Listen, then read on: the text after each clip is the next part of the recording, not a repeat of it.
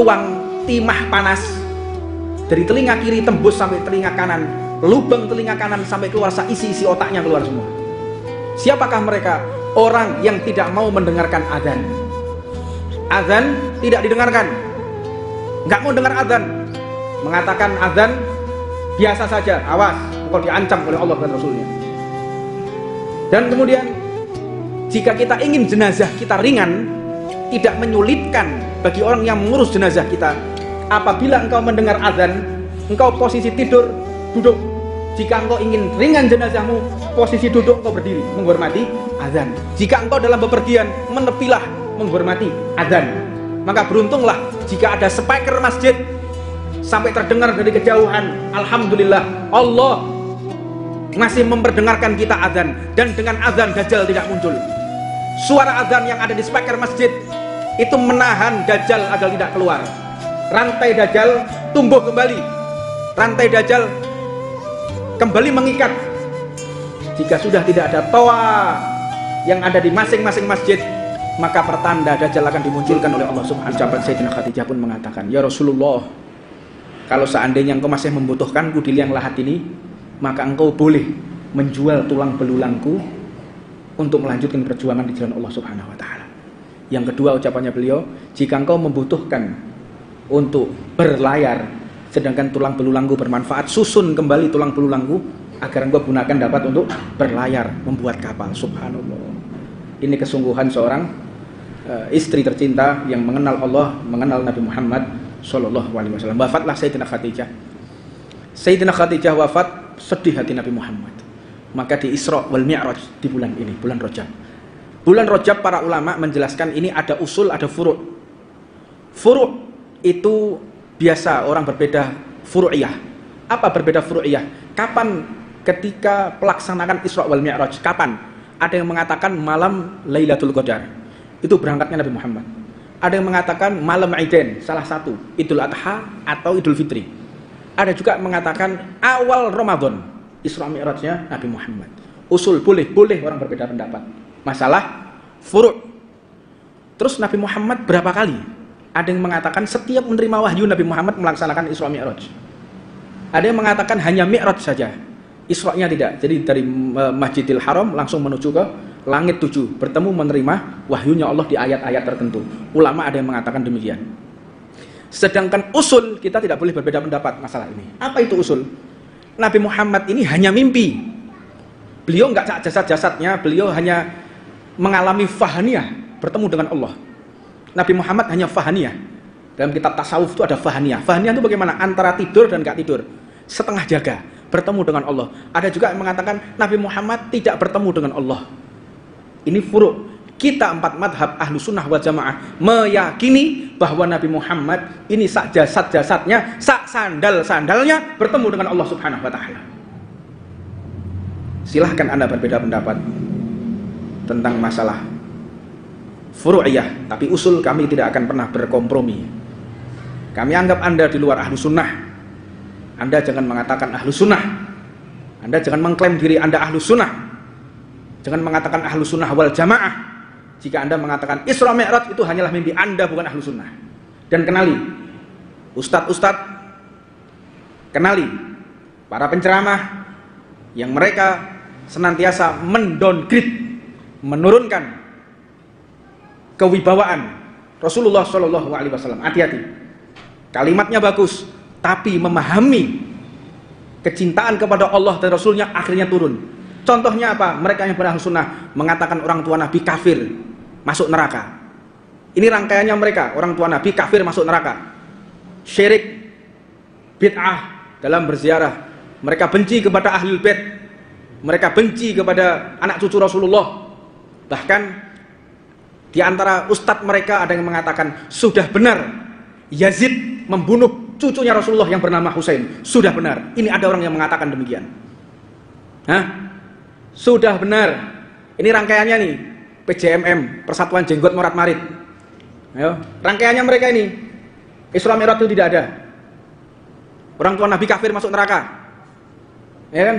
Kemudian mengatakan cucu Rasulullah Sayyidina Husain bin Ali putra daripada Sayyidina Fatimah Zahra. Yang diriwayatkan Sayyidina Husain ini, beliau yang senantiasa meminum air liur Nabi Muhammad langsung dari bibir Rasulullah SAW. Dan Nabi Muhammad pun banyak bercerita.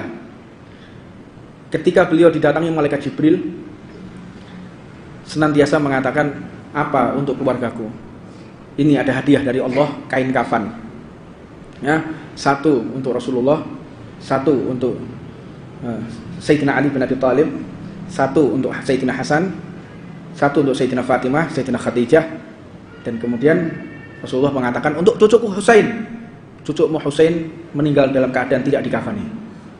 Subhanallah, diketahui Rasulullah SAW. Ini oleh mereka dibenarkan pembunuhan. Mereka sejak awal sudah radikal, mengesahkan, membolehkan membunuh saudara muslimnya. Itu asasnya mereka dari dulu. Hati-hati Pak, jangan sampai Indonesia disuriahkan, jangan sampai Indonesia dilibiakan, jangan sampai Indonesia dijadikan seperti Afghanistan. Hati-hati Pak. Nanti kapan-kapan kita berbicara secara tertutup bagaimana Arab Spring itu terjadi, kita baru paham, oh ternyata Indonesia mau digiring kemana ya. Kalimatnya indah, tapi ucapannya menjadi embrio-embrio ISIS, embrio-embrio radikalis. Hati-hati ya, dengan pemahaman-pemahaman yang bukan ahlu sunnah tapi mengklaim dirinya ahlu sunnah. Berhati-hati. Mulai ada gerakan yang namanya gerakan nativisasi.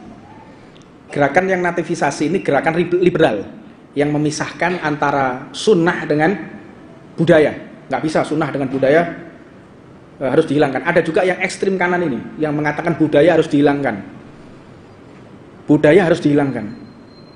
Ketahuilah Nabi Muhammad itu adalah orang yang paling mencintai negaranya dan yang paling memuji budaya orang lain. Tidak pernah Nabi Muhammad itu menyinggung budaya seseorang. Tak pernah disinggung sama Nabi Muhammad. Karena kata Rasulullah, yang paling aku takutkan dari umatku ini bukan mereka menjadi syirik, bukan mereka menjadi bid'ah, tetapi yuftahu fi dunya. Apabila sudah yang namanya dibukakan pintu dunia dan mereka berebut jabatan dan mereka berebut pengaruh sehingga mereka menghalalkan segala cara dan tidak lagi pandang bulu mana muslim, mana yang tidak, mana mereka yang asyi, mana yang abid, tidak dibedakan. Ya tidak ifrat dan tafriq, naudzubillah. Ya, pahami betul bagaimana jika seseorang mengajari Anda ilmu agama. Contoh dah, mereka aulia Allah. Contoh Wali Songo, Mbah Hashim, Mbah Wahab, menjaga perasaan orang, menjaga perasaan manusia, itu lebih daripada dirinya sendiri, lebih dari keluarganya sendiri. Contoh Mbah Wahab Hasbullah. Mbah Wahab itu ada salah satu pondok pesantrennya, ada seorang orang Tionghoa, orang Cina, orang Cungkok. Beliau itu seringkali memberikan hadiah berupa beras sama Mbah Wahab. Ya, ini cerita sharih ya. Terus dikasih beras, terus kasih beras. Suatu ketika amanat, saya nanti kalau mati minta disolati oleh Mbah Wahab, non muslim. Saya coba PJMM ini dikono, kafir ini, bid'ah, tidak bisa. Tapi Mbah Wahab, ya guru-guru kita, salaf kita nih, caranya bagaimana? Oh ya, gak apa-apa. Gimana caranya? Nah, nanti pas sholat duhur, jenazahnya masukkan masjid, sholati bareng-bareng. Sholat Melayu, sholat duhur. Di jenazahnya ditaruh di depan, beliau sholat duhur. Dilihati sama anaknya. Begitu keluar, sudah kita sholati. Amanat sudah kita jalankan. Katanya, biasanya sholat jenazah itu 4 kali takbir. Ini kok ada rukuk, ada sujudnya, Mbah? Iya, dosane bapakmu lumayan akeh kali. Nah, jadi harus ada sujud dan rukuknya. Oh ya wis berangkat. Nah itu loh. Jadi dakwah ini berebut simpatik, Mas. Jangan sampai kita menggores perasaan siapapun. Jangan menggores keyakinan budaya seseorang. Akhirnya dia akan berbalik dengan kebenaran. Jaga perasaan siapapun, non muslim, mau dia Buddha, mau dia Hindu, mau dia beragama apapun, jangan sampai engkau gores perasaannya. Makanya Anda bersyukur punya orang tua ahlu sunnah, ya, punya orang tua itu ahlu sunnah, yang mengajarkan taat kepada kedua orang tua, mengajarkan meskipun orang tua kita itu kafir, non muslim, tetap kita harus cium tangannya. Itu ajaran ahlu sunnah wal jamaah. Bukan kayak ajaran mereka. Itu ada, saya dapat satu cerita, salah satu ustadznya mereka nih, dia disekolahkan oleh abahnya itu berakidahkan ahlu sunnah, dengan harapan diberangkatkan sekolah ke Mekah, sekolah ke Madinah, berharap anaknya itu pulang jadi orang alim. Abahnya ahlu sunnah, biasa baca hadrah bahasa udan, biasa baca maulid habsi, biasa baca kitab-kitabnya salaf manakib, biasa. Abahnya kayak gitu biasa. Anaknya disekolahkan, begitu pulang disambut sama abahnya, Masya Allah putraku pulang, disambut pakai hadroh, mencurang anaknya. Nah, mudah-mudahan di rumah nambah wong ini ya. Pulang sampai di rumah, ketika sampai di rumah baca maulid, disambut maulid, para habaib datang, dia kumpul di situ. Si anak ini sekarang menjadi dai kondang, dia ada di situ, ada maulid, ada tahlil, ada rotib segala macam. Abahnya kira anaknya datang, para habaib diundang, para kiai diundang. Nah, sekarang silahkan anaknya yang baru pulang dari Timur Tengah ini pulang, anaknya begitu berdiri, yang anda lakukan ini adalah syirik, yang anda lakukan ini adalah bid'ah. Semaput abahnya. Semenjak itu sampai abahnya meninggal nggak pernah ketemu lagi, putus silaturahmi dengan abahnya sendiri. Apakah benar ajaran Islam yang kayak begitu? Anda evaluasi, apakah benar ajaran Islam yang mengajarkan tidak taat kepada kedua orang tuanya? Ada? Ada, Pak. Dan itu bukan bagian dari ahlu sunnah wal jamaah. Itu kita ketahui ya. Jangan tidak kita ketahui. Ini kode etik ya, kode tersembunyi. Sing ngrungokno live kabeh iki yo. Viral mana iki kok. Di rumah mbek wong itu. Anda jangan macam-macam. Ya, Anda sudah putus silaturahmi dengan orang tua Anda, dan orang tua Anda sudah berpulang ke rahmat Allah. Ya, ini dipahami betul ucapan ini, betapa pentingnya kita taat kepada kedua orang tua, menyambung silaturahmi dan memahami ahlu sunnah wal jamaah dengan tepat. Maka berangkatlah Nabi Muhammad SAW dengan menembus 3 alam. Yang pertama adalah alam nasud, alam indrawi, alam fisika, alam biologi. Yang kedua, Nabi Muhammad tembus lagi menuju ke alam malakut, alamnya malaikat. Apa alamnya malaikat? Yaitu alam yang bertemu dengan Nabi Allah Adam sampai dengan menuju Hadratullah, Sidratul Muntaha. Sidratul Muntaha itu alam lahut, alam ketuhanan. Malaikat pun nggak bisa sampai ke sana. Rasulullah diperlihatkan dengan bagaimana indahnya surga dan bagaimana bahayanya neraka. Sehingga Nabi Muhammad ditanya apa warna daripada api neraka. Dijelaskan warna api neraka yaitu hitam. Hitam warnanya. Sepanas-panasnya api dunia masih berwarna biru, bahkan putih. Tapi kalau sudah hitam tidak ada. Api neraka berwarna hitam. Di antaranya